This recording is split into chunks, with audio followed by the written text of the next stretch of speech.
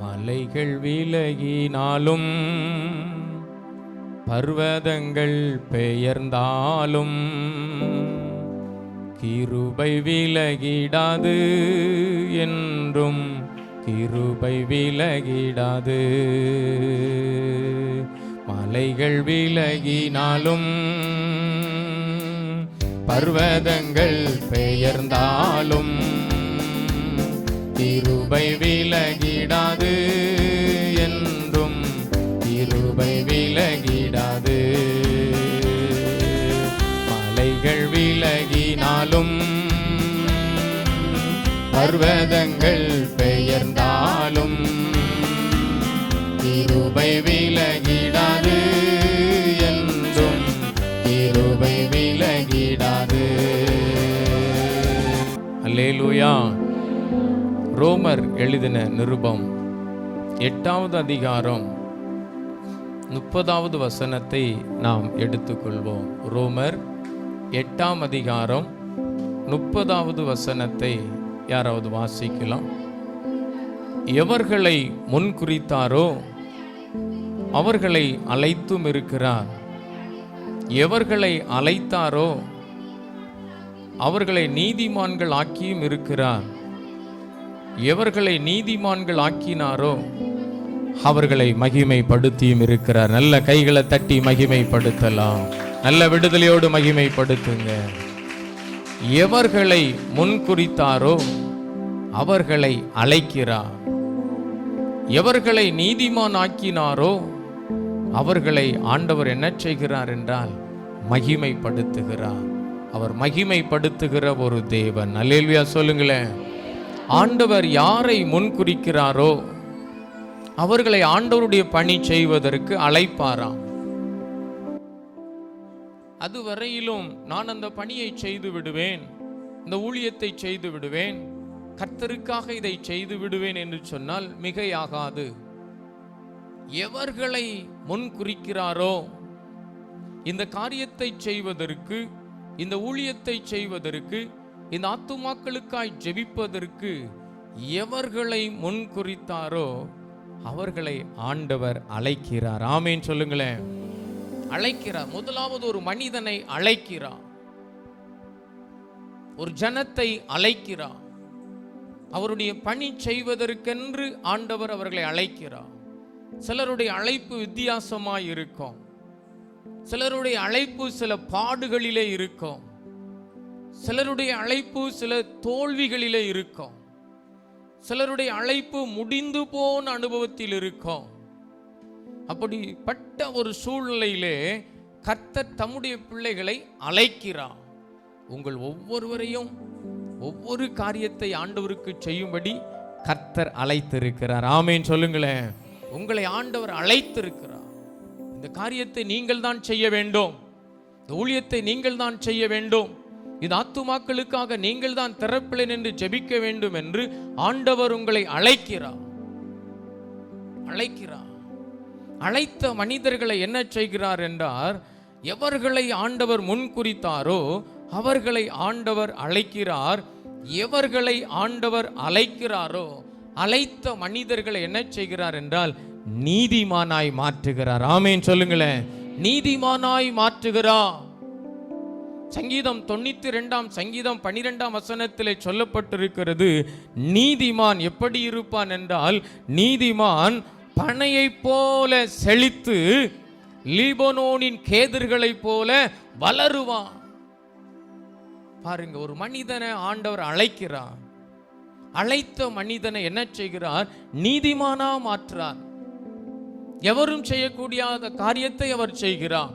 ஒரு மனிதனை தம்முடைய பணி செய்வதற்கு ஆண்டவர் அழைக்கிறார். இந்த பணியை நீ செய்ய வேண்டும், இந்த காரியத்தை நீ செய்ய வேண்டும், இந்த ஆசீர்வாதமான இந்த காரியத்தை நீ செய்ய வேண்டும் என்பதற்காக ஆண்டவர் ஒரு நபரை அழைக்கிறார். அழைத்த மனிதர்கள் அந்த அழைப்பிலே நிற்கும் பொழுது ஆண்டவர் என்ன செய்கிறார் என்றால் அவளை நீதிமானாய் மாற்றுகிறார். அல்லேலூயா. ஏனென்றால் நீதிமான் மேலே கர்த்தருக்கு ரொம்ப பிரியம். நீதிமான் மேலே கர்த்தருக்கு ரொம்ப பிரியம். அவனை நீதிமானா மாற்றுறார். அழைத்த மனிதனை நீதிமானாய் மாற்றுகிறார். நீதிமானாய் மாற்றின பிறகு என்ன செய்கிறார் என்றால், அவர்களை நீதிமானாய் மாற்றுகிறார். எவர்களை நீதிமானாய் மாற்றினாரோ அவர்களை கர்த்தர் மகிமைப்படுத்துகிறார். நல்ல கைகளை தட்டி மகிமைப்படுத்துங்க. கர்த்தர் உங்களை மகிமைப்படுத்துகிறார். ஒன்று, கர்த்தர் அவனை அழைக்கிறார். இரண்டாவது, கர்த்தர் அவனை நீதிமானாய் மாற்றுகிறார். மூன்றாவது, கர்த்தர் அவனை மகிமைப்படுத்துகிறார். உங்களை மகிமைப்படுத்துவா. உங்களை ஆண்டவர் முன்குறித்திருக்கிறார் என்றால், என்ன காரியத்துக்கு ஆண்டவர் உங்களை முன்குறித்திருக்கிறார் என்றால், என்ன காரியத்துக்கு உங்களை அவர் முன்குறித்து எடுத்திருக்கிறாரோ அதிலே ஆண்டவர் உங்களை நீதிமானாய் மாற்றி உங்களை பலப்படுத்துகிறார். இரண்டாவது, மகிமைப்படுத்துகிறார். சிலர் நீங்க அழைக்கப்பட்டிருக்கிறீங்க, அழைப்பை தெரிந்து கொள்ளாம சில நேரம் நீங்க விட்டுருதீங்க. சிலர் ஆண்டவர் நீதிமானா மாற்றார். பாவத்திலிருந்து சாபத்திலிருந்து எடுத்து நீதிமானா மாற்றார். அந்த நீதிமானுடைய பட்டியலை விட்டு விலகி போயிருந்தீங்க. ஆண்டவர் சில நேரங்களில் உங்களை மகிமைப்படுத்தணும்னு பார்க்கிறா. அந்த மகிமைப்படுத்தும் வேளைகளில் பிசாசு உங்களை விலக்கி கொண்டு போயிருது. அந்த மகிமை அடையக்கூடிய வேலை வரும் பொழுது இருள் வந்து மூடிவிடுகிறது. அந்த மகிமைப்படும் நேரம் வரும் பொழுது அந்த அழைப்பை நாம் விட்டு விடுகிறோம். ஏனென்றால் அதற்கு மாறாக ஒரே ஒரு காரியம், அழைத்த அழைப்பிலே நீதிமானாய் தெரிந்து கொள்ளப்பட்ட சூழ்நிலையிலே ஆண்டவர் உங்களை மகிமைப்படுத்தின விதங்களிலே காத்திருக்க முடியாத ஒரு பகுதி. அல்லேலூயா சொல்லுங்களேன். நீங்க காத்திருக்க முடியல, வெயிட் பண்ண முடியல, பொறுமையா காத்திருக்க முடியல. நீங்கள் காத்திருப்பீர்கள் என்றால் நிச்சயமாகவே கர்த்தர் உங்களை மகிமைப்படுத்த முடியும். நீங்கள் காத்திருப்பீர்கள் என்றால், பாடுகளிலே, பிரச்சனைகளிலே, போராட்டங்களிலே நீங்கள் காத்திருப்பீர்கள் என்றால் கர்த்தர் உங்களை நீதிமானாய் மாற்ற முடியும். நீங்கள் காத்திருப்பீர்கள் என்றால், உங்களை அழைத்த அழைப்பை புரிந்து கொண்டு நீங்கள் காத்திருப்பீர்கள் என்றால் காத்திருக்கிறதற்கு ஏற்ற பலன் நிச்சயமாய் உங்களுக்கு கிடைக்கும். அல்லேலூயா. காத்திருக்க முடியல. இன்னொரு வேத வசனத்தை நீங்கள் வாசித்து பாருங்கள். ஏசாயா தீர்க்க தரிசன புஸ்தகம் 64ஆம் அதிகாரம் 4ஆம் வசனத்தை நாம் வாசிக்க கேட்போம். தேவனே, உமக்கு காத்திருக்கிறவர்களுக்கு நீர் செய்பவைகளை நீரே அல்லாமல் உலக தோற்றம் முதற்கொன்று ஒருவரும் கேட்டதுமில்லை, செவியால் உணர்ந்ததுமில்லை, அவைகளை கண்டதும் இல்லை. அல்லேலூயா. ஆண்டவருக்கு நான் காத்திருக்க முடியாமல் பின்வாங்கிவிட்டேன். நீங்கள் ஆண்டவருக்கு காத்திருக்க முடியாமல் சில நேரங்கள் பின்வாங்கி விடுகிறீர்கள். நீங்கள் காத்திருப்பீர்கள் என்றால், தேவனே, உமக்கு காத்திருக்கிறவர்களுக்கு நீர் செய்பவைகளை நீரே அல்லாமல் உலக தோற்றம் முதற்கொன்று ஒருவரும் கேட்டதும் இல்லை, செவியால் உணர்ந்ததும் இல்லை, கண்டதும் இல்லை. அல்லேலூயா. காத்திருக்கிற பிள்ளைகளுக்கு ஆண்டவர் செய்கிறத யாராலும் அறிந்து கொள்ள முடியாது. காத்திருக்கிற பிள்ளைகளுக்கு கர்த்தர் செய்கிற நன்மைகளை யாராலும் அறிந்து கொள்ள முடியாது. அது வெளியே தெரியாது, யாருக்கும் தெரியாது. இதை இந்த நாளிலே கர்த்தர் செய்வார், இதை இந்த நேரத்திலே கர்த்தர் செய்வார். நான் கர்த்தருக்கு காத்திருக்கிறேன். என்னை ஆண்டவர் நீதிமானாய் மாற்றி இருக்கிறார். என்னை அவர் மகிமைப்படுத்துவேன் என்று வாக்கு பண்ணி இருக்கிறார். என்னை அவருடைய பணி செய்வதற்கென்று அழைத்திருக்கிறார். ஆகவே பாடுகள் வந்தாலும் பரவாயில்லை, பிரச்சனைகள் வந்தாலும் பரவாயில்லை, போராட்டங்கள் வந்தாலும் பரவாயில்லை, நெருக்கங்கள் வந்தாலும் பரவாயில்லை, துக்கங்கள் வந்தாலும் பரவாயில்லை, அவருக்காக நான் காத்திருக்கிறேன். அல்லேலூயா. கைகளை தட்டி மகிமைப்படுத்துங்க. நல்ல விடுதலையோடு மகிமைப்படுத்துங்க. அவருக்காக நான் காத்திருக்கிறேன். அவருக்காக நான் காத்திருக்கிறேன். கர்த்தருக்காக காத்திருக்கணுமா?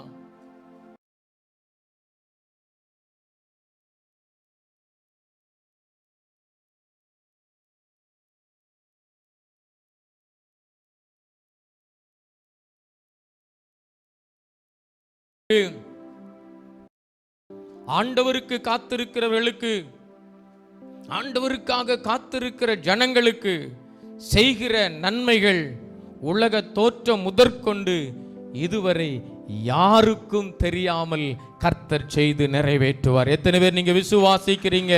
உலக தோற்றம் முதல் யாருக்கும் தெரியாது அந்த காரியங்களை அவர் அப்படி செய்வார். அவர் அப்படி செய்வார். நீங்க நினைக்கலாம், நான் எவ்வளோ நாள் காத்திருக்கிறேன்னு ஆண்டவரே, மணிக்கணக்கா, நாள் கணக்கா, மாதக்கணக்கா, வருடக்கணக்கா காத்திருக்கிறேனே, இந்த பிரச்சனை இன்னும் மாறலையே, இந்த பாடுகள் இன்னும் மாறலையே, எவ்வளோ நாட்கள் நானும் காத்திருந்து போராடி பார்க்கிறேன், இன்னும் விடுதலை இல்லையே. நிச்சயமா நீங்கள் ஆண்டவருக்கென்று காத்திருப்பீர்கள் என்றால் உங்களுக்கு சொன்ன காரியத்தை அவர் செய்து முடிக்க வல்லமை உள்ளவராய் இருக்கிறார். உங்களுக்கு சொன்ன காரியத்தை அவர் நிச்சயமாய் செய்து முடிக்க வல்லமை உள்ளவராய் இருக்கிறார். அல்லேலூயா. எப்படி செய்வா? முதலாவது கர்த்தருடைய வார்த்தை சொல்லுகிறது. யோவேல் தீர்க்க தரிசன புஸ்தகம் 2ஆம் அதிகாரம் 19ஆம் வசனத்தை நாம் வாசிக்கலாம். யோவேல் 2ஆம் அதிகாரம் 19ஆம் வசனம். கர்த்தர் மறுமொழி கொடுத்து தமது ஜனத்தை நோக்கி, இதோ நான் உங்களை இனி புறஜாதிகளுக்குள்ளே நிந்தையாக வைக்காமல் தானியத்தையும் திராட்சரசத்தையும் எண்ணெயும் கொடுத்து நீங்கள் அதனால் திருப்தி அடைவீர்கள். நல்லா இப்போ கைகளை தட்டி மகிமைப்படுத்துங்க. நல்ல பலனை மகிமைப்படுத்துங்க. கை கொண்டு வந்திருக்கிறவங்க கை தட்டுங்க. நல்ல விடுதலையோடு தட்டுங்க. அதில் வார்த்தை சொல்லுகிறது, நீங்கள் காத்திருப்பீர்கள் என்றால், தேவனுக்காக நீங்கள் காத்திருக்கிற கூடிய மனிதர்கள் என்றால், நீங்கள் இனி இந்த பூமியிலே வாழ்கிற நாட்களிலே உங்களுக்கு இனி நிந்தை இருக்காது என்று எழுதப்பட்டிருக்கிறது. அல்லேலூயா. உங்களை நிந்திக்கிற நிந்தை இனி இருக்காது. நீங்கள் நிந்திக்கப்பட மாட்டீர்கள். வார்த்தையினால் உங்களை நிந்தித்திருக்கலாம், செய்கையினால் உங்களை நிந்தித்திருக்கலாம், செய்யாத காரியத்தை சொல்லி செய்தார்கள் என்று குற்றம் சாட்டி உங்களை நிந்தித்திருக்கலாம். நிந்தனையை கர்த்தர் மாற்றுவார். அல்லேலூயா சொல்லுங்களேன். நீங்கள் நிந்திக்கப்பட்ட பகுதியிலிருந்து பிரித்தெடுக்கப்படுகிறீர்கள். ஆண்டவர் உங்களை அழைத்திருக்கிறார் அல்லவா? ஆண்டவர் உங்களை முன்குறித்திருக்கிறார் அல்லவா? நீங்கள் நிந்திக்கப்பட்ட நிந்தைகளில் இருந்து நீங்கள் மாற்றப்படுகிறீர்கள். அந்த நிந்தையை கர்த்தர் மாற்றுகிறார். நிந்திக்கப்பட்ட நிந்தையை வார்த்தையினாலே நிந்திக்கப்பட்டிருக்கிறீர்கள். பலவிதமான மனிதர்கள் மூலமாய் நீங்கள் நிந்திக்கப்பட்டிருக்கிறீர்கள். இன்றைக்கு பரிசுத்த ஆவியானவர் சொல்லுகிறார், அந்த நிந்தையை நான் உனக்கு மாற்றுவேன் என்று கர்த்தர் சொல்லுகிறார். சகோதரனே சகோதரி, உன்னை பார்த்துதான் கர்த்தருடைய ஆவியானவர் சொல்லுகிறார், அந்த நிந்தையை நான் மாறச் செய்வேன். அதை மாற்றின பிறகு அதற்கு மாறா என்ன ஆசீர்வாதத்தை கீழே வச்சிருக்கிறார வாசிங்க திரும்ப. அந்த நிந்தையை மாற்றி புறஜாதிகளுக்குள்ளே நிந்தையாய் வைக்காமல் தானியத்தையும் திராட்சரசத்தையும் எண்ணெயும் கொடுப்பேன். ஆமேன் சொல்லுங்களேன். திராட்சரசத்தையும் எண்ணெயும் நான் உங்களுக்கு கொடுப்பேன். உங்களுக்கு என்ன தேவையோ அதை நான் உங்களுக்கு தருவேன். பக்கத்துல பார்த்து சொல்லுங்க, நீங்க கர்த்தரிடத்துல காத்திருந்து கேட்கிற என்ன ஒரு காரியமா இருந்தாலும் கர்த்தரை திரும்ப உங்களுக்கு கொடுப்பார். அல்லேலூயா சொல்லுங்களேன். நான் அதை தருவேன். அப்படிதானே பைபிள் போட்டிருக்கு, நான் அதை தருவேன். நீங்க திருப்தியா இருப்பீங்க. பக்கத்துல பார்த்து சொல்லுங்களேன், நீங்க திருப்தியா இருப்பீங்க. அடிக்க மாதிரி சொல்றாதீங்க, நீங்க திருப்தியா இருப்பீங்க. இன்னைக்கு திருப்தி இல்லை மக்களுக்கு. என்ன செல்வம் இருந்தாலும் திருப்தி இல்லைங்க, என்ன ஆசீர்வாதம் இருந்தாலும் திருப்தி இல்லை. ஏதோ ஒரு பகுதி நான் இழந்துட்டேங்கிற எண்ணம் தான் எல்லாருக்கும் இருக்கு. இன்னும் நான் குறைவா இருக்கிறேங்கிற எண்ணம் தான் இருக்குது. கொடுத்திருக்கிற நன்மையில இன்னைக்கு ஜனங்களுக்கு திருப்தி இல்லை, மகிழ்ச்சி இல்லை, சந்தோஷம் இல்லை. ஏன்னா நம்முடைய கண்கள் மற்றவர்களை தான் பார்த்து கொண்டே இருக்கிறது. உங்களை ஆண்டவர் அழைத்து இருக்கிறார், உங்களை ஆண்டவர் நீதிமானாய் மாற்றி இருக்கிறார், உங்களை ஆண்டவர் மகிமைப்படுத்தி இருக்கிறார். இதிலிருந்து நீங்கள் கர்த்தருக்கு காத்திருக்க முடியாமல் பின்வாங்கி போகிறீர்கள். இதில் நீங்கள் காத்திருக்க முடியாதபடி வழி விலகி போகிறீர்கள். ஆகவேதான் உங்களுக்கு திருப்தி இல்லை, திருப்தியான அனுபவம் இல்லை, திருப்தியான வாழ்வு இல்லை, திருப்தியாய் உங்களுடைய செல்வ செழிப்பை அனுபவிக்க முடியவில்லை. அழைப்பை நீங்கள் இழந்திருக்கிறீர்கள். உங்களை நீதிமானுடைய வரிசையிலே கர்த்தர் நிறுத்தி இருக்கிறார், அதை விட்டு நீங்கள் பின்வாங்கி இருக்கிறீர்கள். உங்களை ஆண்டவர் எல்லாரை பார்க்கிலும் மகிமைப்படுத்த வேண்டும் என்று விரும்புகிறார். அந்த மகிமைக்குள்ளே நிற்க முடியாமல் நீங்கள் விலகி நிற்கிறீர்கள். இதுதான் காரணம். ஆண்டவர் மகிமைப்படுத்துகிறார். முதலாவது ஆண்டவர் உங்களுக்கு இருக்கிற நிந்தையை கர்த்தர் மாற்றுகிறார். கைகளை தட்டி மகிமைப்படுத்தலாம். நிந்தையை மாற்றி ஆண்டவர் உங்களை ஆசீர்வதிக்கிறார். நிந்தையை மாற்றி ஆண்டவர் என்னை ஆசீர்வதிப்பார். நான் கர்த்தருக்குள்ளே விசுவாசிக்கிறேன். என் மேல் இருக்கிற நிந்தைகளை, உங்கள் மேல் இருக்கிற நிந்தைகளை கர்த்தர் மாற்றி உங்களை ஆசீர்வதிப்பார். அப்போ அந்த நிந்தெல்லாம் எங்க போகும், எங்க போகுதுன்னே தெரியாத அளவுக்கு கர்த்தர் அதை திருப்பி போடுவார். அல்லேலூயா. நிந்திச்சவங்களை உங்க கால் மாட்டு வரக்கூடிய அளவுக்கு கர்த்தர் மாற்றுவார். நிந்தையை பூமியில் இராதபடி கர்த்தர் நிக்கிரகம் பண்ணுவார். அல்லேலூயா. நிக்கிரகம் பண்ணி போடுவார். இரண்டாவது நீங்கள் வாசிக்கலாம், உபாகமம் 7ஆம் அதிகாரம் 13ஆம் வசனத்தை நாம் வாசிக்கலாம். உபாகமம் 7ஆம் அதிகாரம் 13ஆம் வசனம்.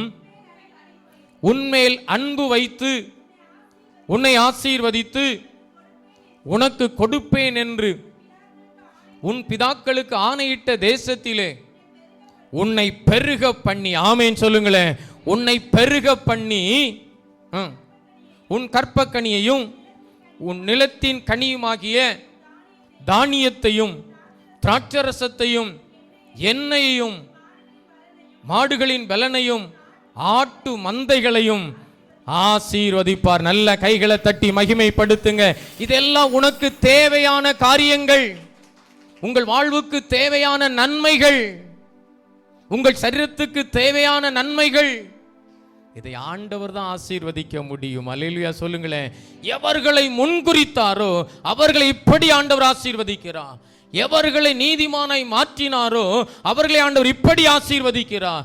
எவர்களை மகிமைப்படுத்துகிறாரோ அவர்களை ஆண்டவர் இப்படி ஆசீர்வதிக்கிறார். ஒரு விசேஷமான அன்பு அவர்கள் மேல கர்த்தரிடத்திலிருந்து இறங்கி வரும். ஒரு விசேஷமான ஒரு அன்பு அவர்களுக்கு கொடுக்கப்படும். எவரும் கொடுக்க முடியாத ஒரு அன்பு அவர்களுக்கு கர்த்தர் கொடுப்பா. அன்பே அன்பே அன்பே ஆருயிருவே ஆனந்தமானந்தமே அன்பே அன்பே அன்பே ஆருயிருவே ஆனந்தமானந்தமே ஆனந்தமானந்தமே ஒரு நாளும் தயை கண்டேனையா அந்நாள் என்னை வெறுத்தேனையா ஒரு நாளும் தயை கண்டேனையா அந்நாள் என்னை வெறுத்தேனையா உந்தையை பெரிதையா என்னில் உந்தையை பெரிதையா உந்தையை பெரிதையா என்னில் உந்தையை பெரிதையா அன்பே அன்பே அன்பே ஆருயிருவே ஆனந்தமானந்தமே ஆனந்தமானந்தமே ஆனந்தமானந்தமே. அழைக்கப்பட்ட மனிதர்களை ஆண்டவர் ஆசீர்வதிக்கிற ஒரு தேவன். அல்லேலூயா. நீங்கள் அழைப்பிலே உறுதியாய் நில்லுங்கள். அதில் நிற்க முடியாதபடி பல பாடுகள் வரும், அதில் நிற்க முடியாதபடி வியாதிகள் வரும், அதில் நிற்க முடியாதபடி நெருக்கங்கள் வரும். மனிதர்கள் உங்களை நிந்திப்பார்கள், மனிதர்கள் உங்களை அவமானப்படுத்துவார்கள், துக்கப்படுத்துவார்கள், காயப்படுத்துவார்கள். நிலைத்து நில்லுங்கள், காத்திருக்க பிரயாசப்படுங்கள். அல்லேலூயா. நீங்கள் காத்திருக்க பிரயாசப்படுங்கள். இன்றைக்கு ஆண்டவருக்கு காத்திருக்கிற ஜனம் ரொம்ப குறைவு. காத்திருக்கிற ஜனம் குறைவு. ஜெப ஜீவியத்திலே அது தெரிஞ்சிடும். இவங்க எப்படி காத்திருக்கிறாங்க, உதட்டளவில் காத்திருக்கிறாங்களா, உள்ளத்தின் அளவில் காத்திருக்கிறாங்களான்னு தெரிஞ்சிடும். ஆவியில எப்படி காத்திருக்கிறாங்க. இவங்களுக்கு மாற்றம் நடக்க முடியாமல் இருப்பதற்கு காரணம் எதினால் இவங்க காத்திருக்கிறாங்க, எப்படிப்பட்ட விதங்களில் இவங்க காத்திருக்கிறாங்க. காத்திருக்க முடியல, நீ காத்திருப்பாய் என்றால் திருப்தியாய் கர்த்தர் உன்னை நடத்துவார். அல்லேலூயா. திருப்தியாய் நடத்துவார். எதிலும் குறைவு இருக்காது. குறைவு இருப்பது போல இருக்கும். ஆண்டவர் அந்த குறைவை நிறைவாய் மாற்றுவார். எப்படி கானார் வீட்டிலே குறைவை நிறைவாக்கினாரோ அப்படியே குறைவை நிறைவாய் மாற்றுவார். சாரிபாத் வீட்டில் எப்படி குறைவை நிறைவாய் மாற்றினாரோ அப்படியே குறைவை நிறைவாய் மாற்றுவார். உங்களுடைய பிரயாசங்களில் ஈசாக்கின் வாழ்க்கையிலே எப்படி குறைவை நிறைவாய் மாற்றினாரோ அப்படியே நிறைவாய் மாற்றுவார். ஆதியாகமம் 26ஆம் அதிகாரம் 12ஆம் வசனத்தை இப்பொழுது நாம் வாசிக்கலாம். ஆதியாகமம் 26ஆம் அதிகாரம் 12ஆம் வசனம். ஈசாக்கு அந்த தேசத்திலே விதை விதைத்தான். கர்த்தர் அவனை ஆசீர்வதித்ததினால் அந்த வருஷத்திலே 100 மடங்கு பலன் அடைந்தான். கைகளை தட்டி மகிமைப்படுத்தலாம். அந்த வருடத்திலே கர்த்தர் அவனை ஆசீர்வதித்ததினால் 100 மடங்கு. எத்தனை மடங்கு? 100 மடங்கு. அப்பா அதை பெருகச் செய்கிறார். கொஞ்சம் ஆசீர்வாதத்தை, கொஞ்சம் செல்வத்தை, கொஞ்சம் நன்மையை பல மடங்கா பெருகச் செய்கிறார். 100 மடங்கு, 100 மடங்கு. ஏன் வேதம் சொல்லுகிறது நீ காத்திரு என்று சொல்லுகிறது? நான் உன்னை அழைத்திருக்கிறேன் அல்லவா, நான் உன்னை நீதிமானாய் மாற்றி இருக்கிறேன் அல்லவா, உன்னை நான் மகிமைப்படுத்தி இருக்கிறேன் அல்லவா. அதை விட்டு ஏன் விலகுகிறாய்?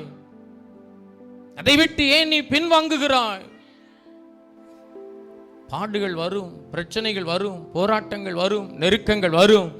அதற்கு மத்தியிலே நீங்கள் காத்திருக்க வேண்டும். அல்லேலூயா. அதற்கு பட்ட சூழ்நிலையிலே நீங்கள் காத்திருக்க வேண்டும். சங்கீதம் 107ஆம் சங்கீதம் 38ஆம் வசனத்தை இப்பொழுது வாசியுங்கள்.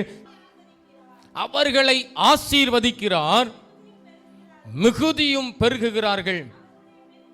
அவருடைய மிருக ஜீவன்கள் குறையாதிருக்க பண்ணுகிறார். அல்லேலூயா. கர்த்தர் அவர்களை ஆசீர்வதிக்கிறார். ஒரு மனிதனை ஆண்டவர் ஆசீர்வதிக்கும் போது அது ஒரு குறிப்பிட்ட எல்கையில இருக்காது, ஒரு குறிப்பிட்ட சூழ்நிலையில இருக்காது. ஒரு குடும்பத்தை ஆண்டவர் செலக்ட் பண்ணி ஆசீர்வதிக்கும் போது, ஒரு தனிப்பட்ட மனிதனை எடுத்து ஆண்டவர் ஆசீர்வதிக்கும் போது அது ஒரு குறிப்பிட்ட எல்கையில இருக்காது. மிகுதியாய் ஆண்டவர் ஆசீர்வதிக்கிறார். அல்லேலூயா. மிகுதியா ஆசீர்வதிக்கிறார். மிகுதியா ஆசீர்வதிக்கிற தேவன் அவங்களுக்கு தேவையான விலங்கினங்கள், ஆடு மாடுகளையும் மிகுதியா பெருகச் செய்கிறார். மிகுதியா பெருகச் செய்கிறார். மிகுதியா பெருகச் செய்கிறார்.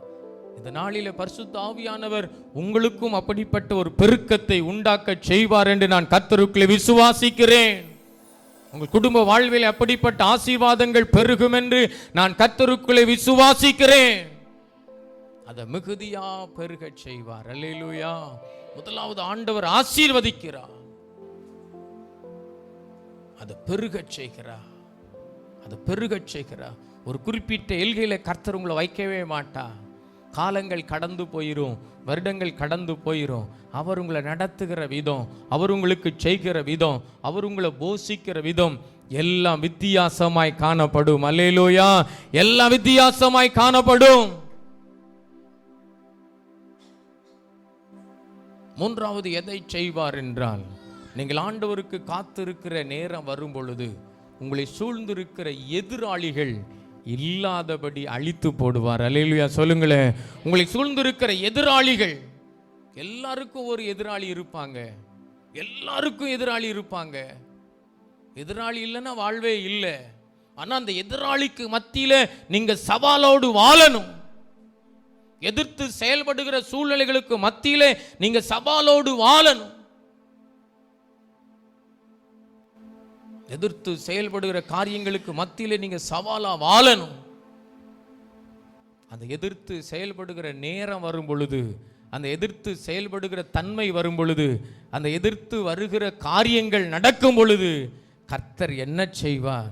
யாத்திராகமம் 14ஆம் அதிகாரம் 13, 14 வாசித்து பாருங்கள். யாத்திராகமம் புஸ்தகம் 14ஆம் அதிகாரம் 13, 14 வாசிக்கலாம். அப்பொழுது மோசே ஜனங்களை நோக்கி, பயப்படாதிருங்கள், நீங்கள் நின்று கொண்டு இன்றைக்கு கர்த்தர் உங்களுக்கு செய்யும் ரட்சிப்பை பாருங்கள். இன்றைக்கு நீங்கள் காண்கிற எகிப்தியரை இனி என்றைக்கும் காணவே மாட்டீர்கள். நல்ல கைகளை தட்டி தேவனை மகிமைப்படுத்தலாம்.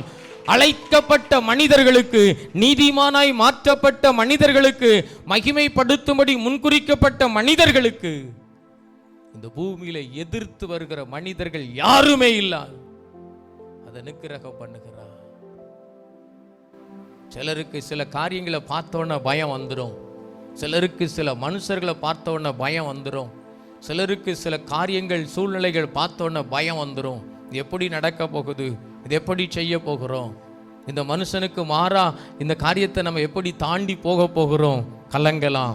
ஒரு பகுதி இஸ்ரவேல் மக்களுக்கு முன்னே செங்கடல் எழும்பி நிற்கிறது, அலை கொந்தளித்து கொண்டிருக்கிறது. இன்னொரு பகுதி, பின் பகுதியிலே பார்வோன் சேனைகள் பெருகி நிற்கிறது. 600 ரதங்களோடு, மற்ற ஜாதி ரதங்களோடும் அந்த மனிதன் தொடர்ந்து வந்து கொண்டிருக்கிறான். இதற்கு மத்தியிலே மோசே இந்த ஜனங்களை சுற்றி நின்று கொண்டிருக்கிறார். எதிர்ப்பான ஒரு சூழ்நிலை, ஆபத்தான ஒரு சூழ்நிலை. உங்களுடைய வாழ்வில் இப்படிப்பட்ட சூழ்நிலைகள் காணப்படலாம். ஒரு பகுதி நடந்து செல்ல முடியவில்லை, ஒரு பகுதி திரும்பி பார்க்க முடியவில்லை, ஒரு பகுதி முன்னே போக முடியவில்லை, ஒரு பகுதி பின்னையும் ஆபத்து, முன்னேயும் ஆபத்து.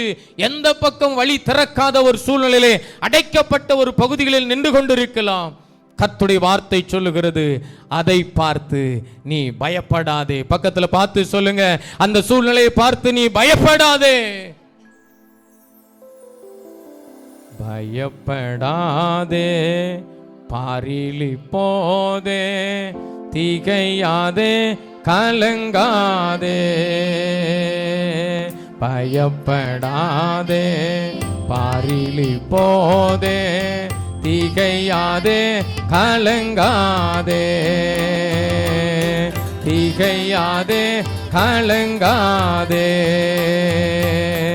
தெரிந்து கொண்டேன், பேர் சொல்லி அழைத்தேன், அறிந்து கொண்டே நீ என்னுடையவன்.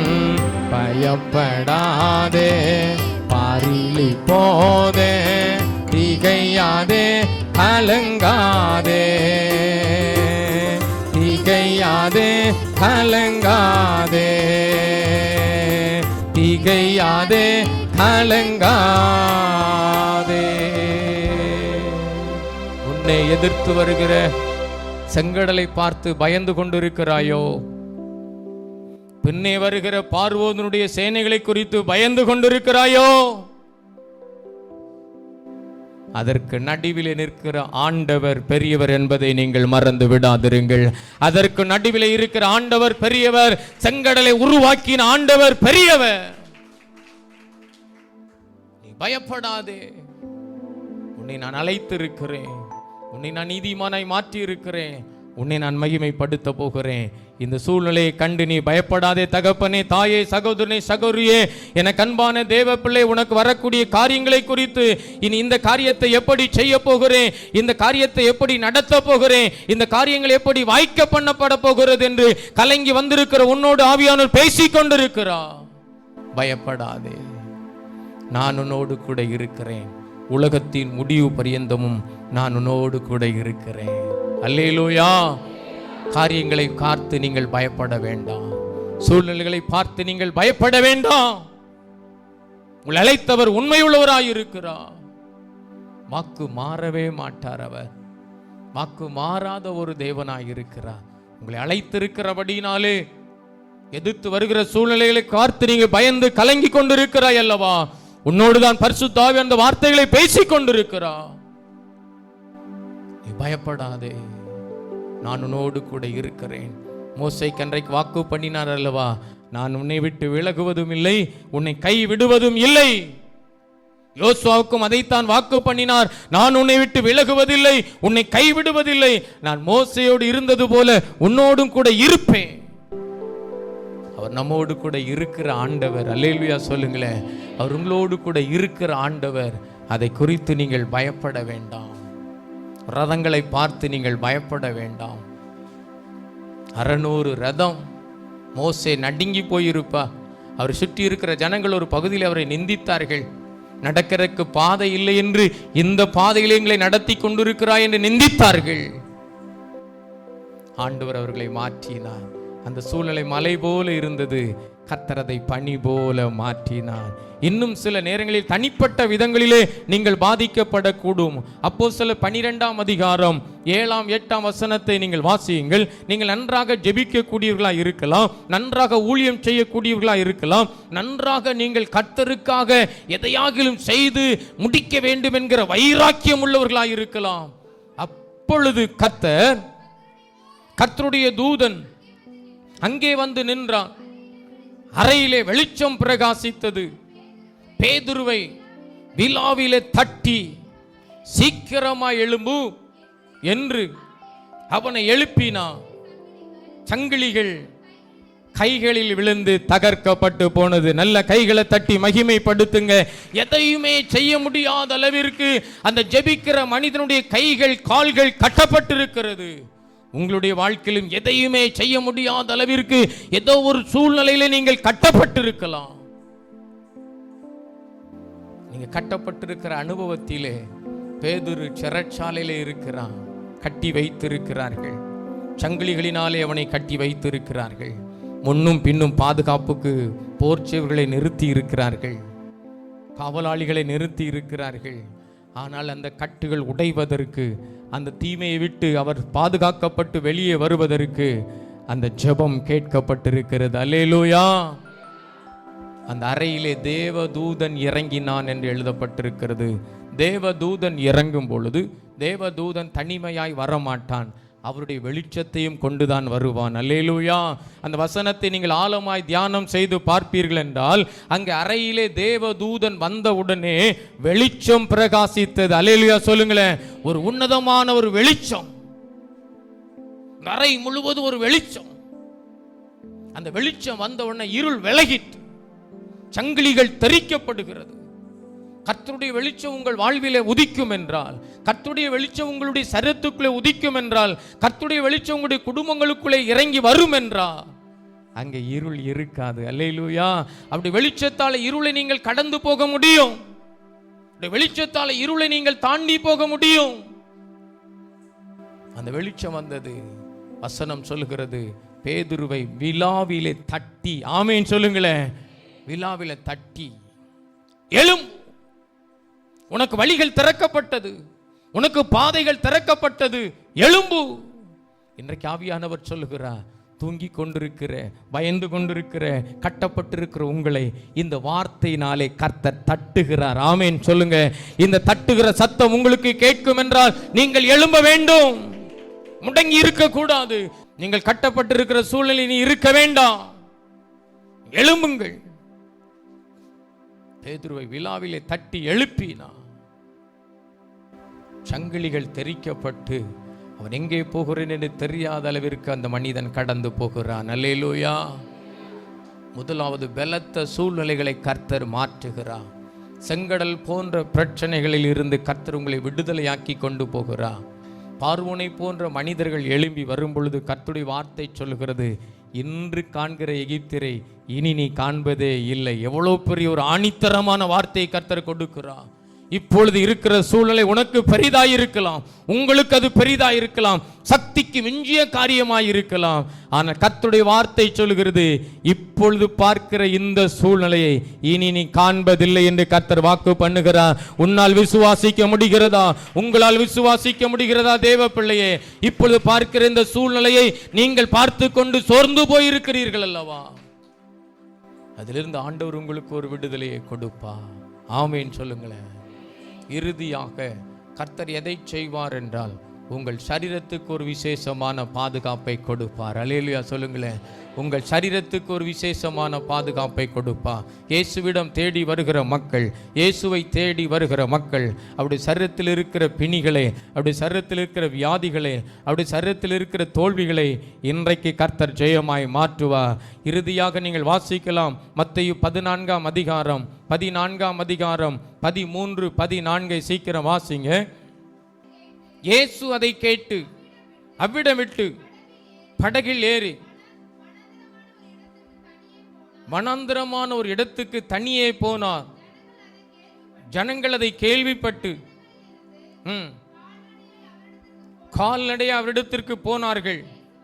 இயேசு வந்து திரளான ஜனங்களை கண்டு அவர்கள் மேல் மனதுருகி அவர்கள் வியாதி உள்ளவர்களாய் இருந்த வியாதியஸ்தர்களை சொஸ்தமாக்கினார். நல்ல கைகளை தட்டி மகிமைப்படுத்துங்க.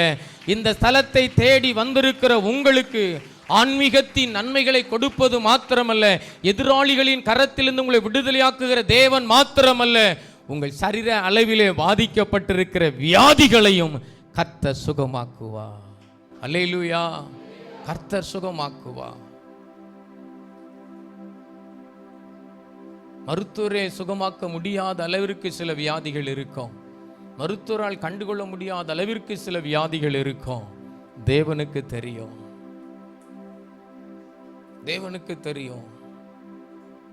இயேசுவை தேடி வந்திருக்கிற திரளான ஜனங்கள் அவரை தேடி வந்திருக்கிறாங்க.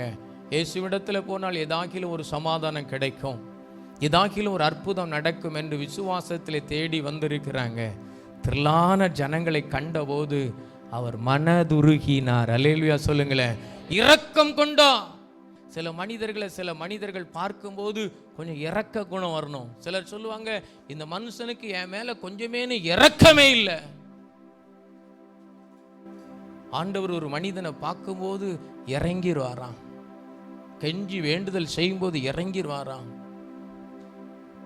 இரக்கம் உள்ள ஆண்டவர். இரக்கம் உள்ளவரே, மனதுருக்கம் நிறைந்தவரே, இரக்கம் உள்ளவரே, மனதுருக்கம் நிறைந்தவரே, நீடிய சாந்தம் பொறுமை அன்பு நிறைந்து வாழ்பவரே, நீடிய சாந்தம் பொறுமை அன்பு நிறைந்து வாழ்பவரே, என் இயேசு ராஜா ஸ்தோத்திரம், ஸ்தோத்திரமே, ஸ்தோத்திரமே, உயிருள்ள நாளெல்லாமே ஐயா ஸ்தோத்திரமே, ஸ்தோத்திரமே, உயிருள்ள நாளெல்லாமே. இயேசு வியாதியஸ்தர்களை கண்டபோது மனதுருக்கம் உடையவராயிருக்கிறார். நீங்கள் நினைக்கலாம், எனக்கு இவ்வளவு பெரிய வியாதி இருக்கிறது, இவ்வளவு பெரிய பலவீனம் இருக்கிறது, எவ்வளோ மருத்துவம் நான் செய்துவிட்டேன் என்று கர்த்தரிடத்தில் தெரியப்படுத்துங்கள். அல்லேலூயா. உங்கள் பிரச்சனைகளை கர்த்தரிடத்தில் தெரியப்படுத்துங்கள். மனதுருகுவா. அது எப்பேற்பட்ட பிரச்சனையாயிருந்தாலும் கர்த்தர் மாற்றுவா. இறுதியாக மத்தேயு 4 அதிகாரம் 23, 24 வாசிக்கலாம். நாம் ஜெபிக்க போகிறோம். மத்தேயு 4 அதிகாரம் 23, 24. பின்பு இயேசு கலிலேயா எங்கும் சுற்றி நடந்து அவருடைய ஜெப ஆலயங்களில் பிரவேசித்து ராஜ்யத்தின் சுவிசேஷத்தை சொல்லி ஜனங்களுக்கு உண்டாயிருந்த சகல வியாதிகளையும் சகல நோய்களை நீக்கி சொஸ்தமாக்கினார். அவருடைய கீர்த்தி சீரியா எங்கும் பிரசித்தமாயிற்று. அப்பொழுது பலவித வியாதிகளில் வேதனைகளையும் அடைந்திருந்த சகலவிதமான பிணியாளிகளையும் பிசாசு பிடித்தவர்களையும் சந்திர ரோகிகளையும் திமிர்வாதக்காரரையும் அவரிடத்தில் கொண்டு வந்தார்கள். அவர்களை இயேசு சொஸ்தமாக்கினார். விசுவாசிக்கிறோம். நல்ல கைகளை தட்டி மகிமைப்படுத்துங்க. இயேசுவினிடத்தில் வந்திருக்கிற எப்பேற்பட்ட வியாதியஸ்தராய் இருந்தாலும் பரவாயில்லை, அவரை தேடி வந்திருக்கிற நீங்கள் வெறுமையாய் போவது இல்லை. எப்பேற்பட்ட வியாதியாய் இருந்தாலும் பரவாயில்லை, அது பிசாசின் போராட்டமாய் இருந்தாலும் பரவாயில்லை, திமிர்வாதமாய் இருந்தாலும் பரவாயில்லை, சாபமாய் இருந்தாலும் பரவாயில்லை, இயேசுவால் அதை மாற்ற முடியும். ஆமென் சொல்லுங்களேன். இயேசுவால் அதை மாற்ற முடியும். நீங்க விசுவாசிங்க. உங்க சரீர அளவிலே நீங்கள் பாதிக்கப்பட்டிருப்பீர்கள் என்றால் இந்த சரீரத்தை அவருடைய அழைப்புக்கு கொடுங்க. நீங்க மாம்ச அளவிலே பாதிக்கப்பட்டிருப்பீர்கள் என்றால் உங்களை நீதிமானா மாற்றிக்கொள்ளுங்க. நீங்கள் உங்கள் சரீரத்திலே பாதிக்கப்பட்டிருப்பீர்கள் என்றால் இந்த சரீரத்தை மகிமைப்படுத்த உமக்கு வல்லமை உண்டு என்று கர்த்தரிடத்தில் காத்திருந்து போராடுங்கள். எப்பேற்பட்ட வியாதியா இருந்தாலும் இயேசுவால் குணமாக்க முடியும். எத்தனை பேர் ஆமென் சொல்றீங்க? எத்தனை பேர் நீங்க விசுவாசிக்கிறீங்க?